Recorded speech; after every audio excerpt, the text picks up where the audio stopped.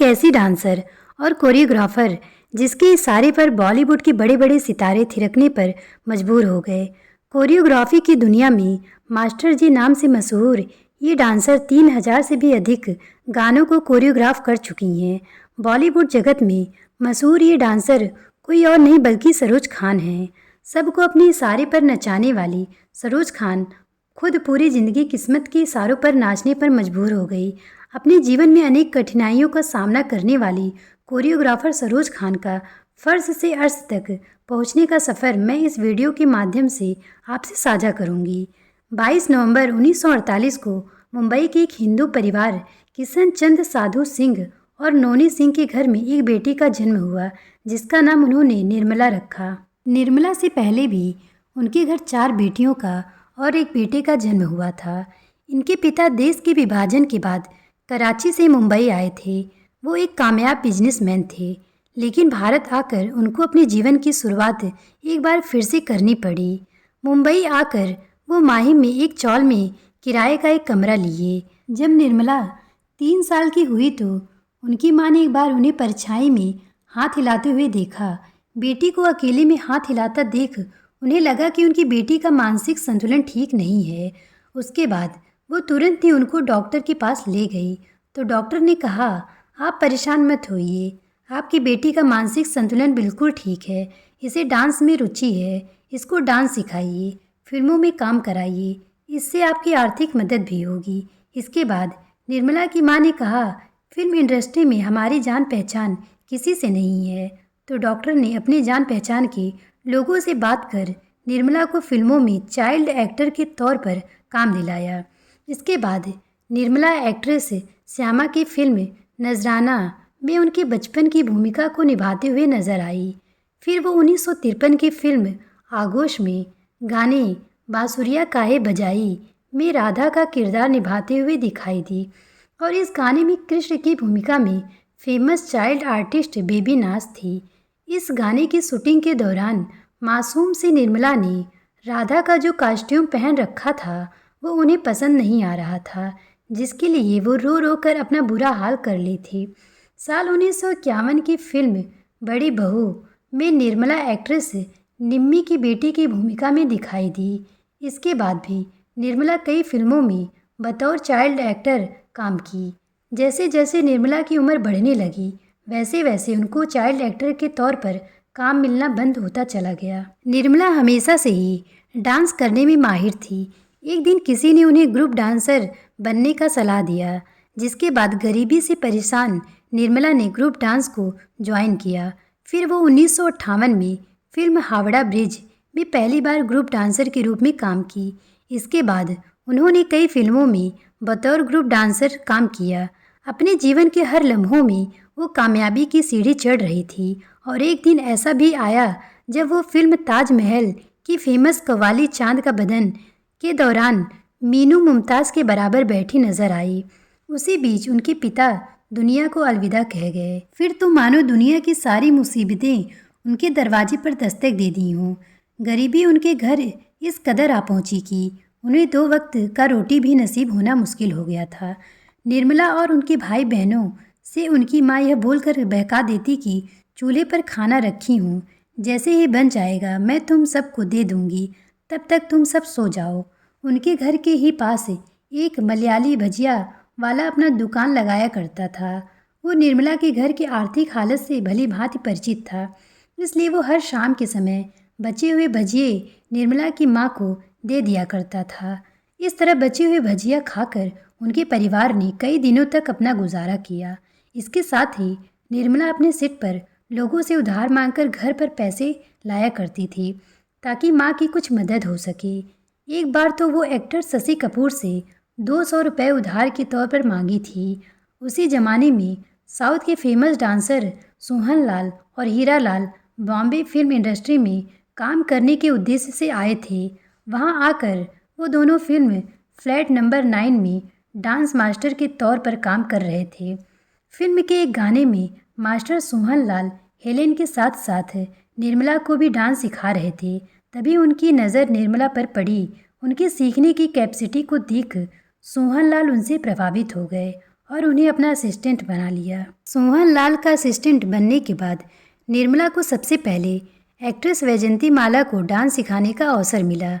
तब निर्मला की उम्र थी 12 वर्ष। 12 साल की लड़की से डांस सीखने पर वैजयंती माला नाराज हुई। उनका कहना था कि 12 साल की लड़की कैसे मुझे डांस सिखा सकती है। जिसके बाद मास्टर सोहन लाल ने वैजयंती माला को भरोसा दिलाया कि निर्मला एक अच्छी डांसर है। फिर कहीं जाकर वैजयंती माला डांस सीखने के लिए तैयार हुई। सोहन लाल के असिस्टेंट के तौर पर निर्मला काफ़ी मशहूर होने लगी। बॉलीवुड के बड़े बड़े हस्ती उन्हें जानने लग गए थे। उन्होंने मास्टर सोहन लाल के साथ कई फिल्मों में कोरियोग्राफी की। फिल्म संगम के एक गाने की कोरियोग्राफी के लिए फिल्म की यूनिट के साथ सोहन लाल यूरोप गए थे। उसी दौरान सोहन लाल फिल्म दिल ही तो है की भी कोरियोग्राफी कर रहे थे। उनके यूरोप जाने के बाद इस फिल्म के गाने को निर्मला से कोरियोग्राफ करने को बोला गया तो निर्मला घबरा गई, क्योंकि इसके पहले उन्होंने कभी भी अकेले किसी गाने की कोरियोग्राफ नहीं किया था। उन्हें घबराता देख फिल्म के डायरेक्टर ने बोला कि घबराने की ज़रूरत नहीं है, तुम्हारी सहायता के लिए डायरेक्टर PL संतोषी तुम्हारे साथ में रहेंगी। जिसके बाद निर्मला ने इस फिल्म के गाने निगाहें मिलाने को जी चाहता है को कोरियोग्राफ किया। इस गाने को लोगों द्वारा काफ़ी पसंद किया गया। निर्मला और सोहन लाल एक साथ काम करते करते एक दूसरे से काफ़ी प्रभावित हो चुके थे। उसी दौरान निर्मला ने अपना नाम बदलकर सरोज रख लिया था। सोहन लाल के संपर्क में आने के बाद निर्मला सरोज के नाम से मशहूर होने लगी थी। सरोज अपने 43 साल के गुरु सोहन लाल के डांस की दीवानी हुआ करती थी। अपने गुरु के डांस को देख वो उनकी भी दीवानी होती चली गई। वहीं सोहन लाल भी सरोज से बेहद प्रभावित थे। फिर उन दोनों ने 1961 में शादी कर ली। तब सरोज की उम्र मात्र 13 साल थी। शादी के बाद सरोज ने एक बेटे को जन्म दिया, जिसका नाम उन्होंने राजू रखा। बेटे के जन्म के बाद सरोज को पता चला कि सोहन लाल पहले से शादीशुदा और 4 बच्चों के पिता हैं, लेकिन तब तक बहुत देर हो चुकी थी। इसके बाद उन्हें एक बेटी भी हुई, जिसका 8 महीने के अंदर निधन हो गया। फिर उन्हें एक और बेटी हुई, जिसका नाम उन्होंने कुक्कू रखा। बच्चों के जन्म के बाद सोहन लाल ने उनसे दूरी बनाना शुरू कर दिया। वो एक पिता के तौर पर अपना नाम सरोज के बच्चों को देने से इनकार कर दिए। जिसके बाद सरोज और सोहन लाल का रिश्ता टूट गया। भले ही उनका शादीशुदा रिश्ता टूट गया हो, लेकिन प्रोफेशनली वो दोनों साथ में काम करते रहे, क्योंकि सोहन लाल के साथ काम करना सरोज की मजबूरी थी। साल 1974 में साधना एक फिल्म का निर्माण कर रही थी, जिसका नाम था गीता मेरा नाम। इस फिल्म में साधना ने सरोज को कोरियोग्राफर के रूप में चुना। सरोज की यह पहली फिल्म थी जिसमें उन्होंने पहली बार इंडिपेंडेंट होकर कोरियोग्राफी की। बॉक्स ऑफिस पर यह फिल्म हिट साबित हुई। इसके बाद सरोज ने कई फिल्मों में कोरियोग्राफी की, लेकिन साल 1983 में सुभाष घई की फिल्म हीरो में उनके द्वारा की गई कोरियोग्राफी ने उन्हें मशहूर करना शुरू कर दिया। फिर उन्होंने फिल्म तेजाब का गाना 1 2 3 को माधुरी दीक्षित पर कोरियोग्राफ किया। इसके बाद तो हर कोई कोरियोग्राफर के तौर पर सरोज को ही लेना चाहता था। पहली शादी टूटने के करीबन 10 साल बाद सरोज की मुलाकात बिजनेसमैन रोशन खान से हुई। रोशन खान भी पहले से शादीशुदा और 2 बेटियों के पिता थे, लेकिन उनकी पत्नी का निधन हो चुका था। जब रोशन खान सरोज से मिले तो उनका सरोज पर दिल आ गया और वह उन्हें प्रपोज कर बैठे। तो सरोज ने उनके सामने शर्त रखी कि उन्हें उनके दोनों बच्चों को अपना नाम देना होगा। इसके लिए रोशन खान तैयार हो गए। जिसके बाद रोशन खान और सरोज ने शादी कर ली। फिर शादी के बाद सरोज बन गई सरोज खान और उनका बेटा राजू बन गया राजू खान। रोशन खान और सरोज खान से एक बेटी हुई। कुछ ही सालों बाद रोशन खान की मृत्यु हो गई, जिसके बाद सरोज खान ने उनके दोनों बेटियों की परवरिश की। अगर सरोज खान को मिले सम्मान की बात करें तो गाना 1 2 3 में उनके द्वारा की गई कोरियोग्राफी को देख फिल्म फेयर ने बेस्ट कोरियोग्राफी का अवार्ड देना शुरू किया, जिसकी शुरुआत सरोज खान से की गई। इसके साथ ही उन्हें फिल्म चालबाज के गाने न जाने कहाँ से आई है, फिल्म सैलाब के गाने हमको आजकल है इंतज़ार, फिल्म बेटा के गाने धक धक करने लगा, फिल्म खलनायक का गाना चोली के पीछे क्या है, फिल्म गुरु के गाने, बरसों रे मेघा, फिल्म देवदास के गाने, डोला रे डोला के लिए उन्हें बेस्ट कोरियोग्राफी का फिल्म फेयर अवार्ड मिल चुका है। इतना ही नहीं, उन्हें तमिल फिल्म श्रृंगारम के गाने को कोरियोग्राफ करने पर नेशनल अवार्ड से सम्मानित किया गया था। इसके साथ ही देवदास फिल्म के गाने डोला रे डोला, जब वी मेट के गाने इश्क हाय के लिए भी नेशनल अवार्ड से सम्मानित किया गया था। सरोज खान एक फिल्म राइटर भी हैं।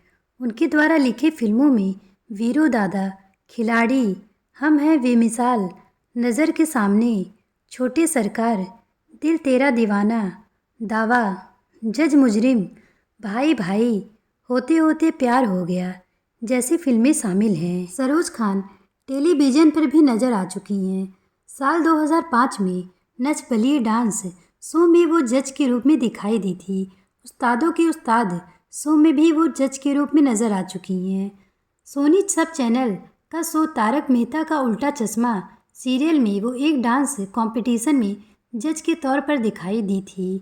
3 जुलाई 2020 को मुंबई में हार्ट अटैक की वजह से सरोज खान दुनिया को अलविदा कह गई। तो कैसी लगी आपको सरोज खान की जीवनी, हमें कमेंट करके बताएं।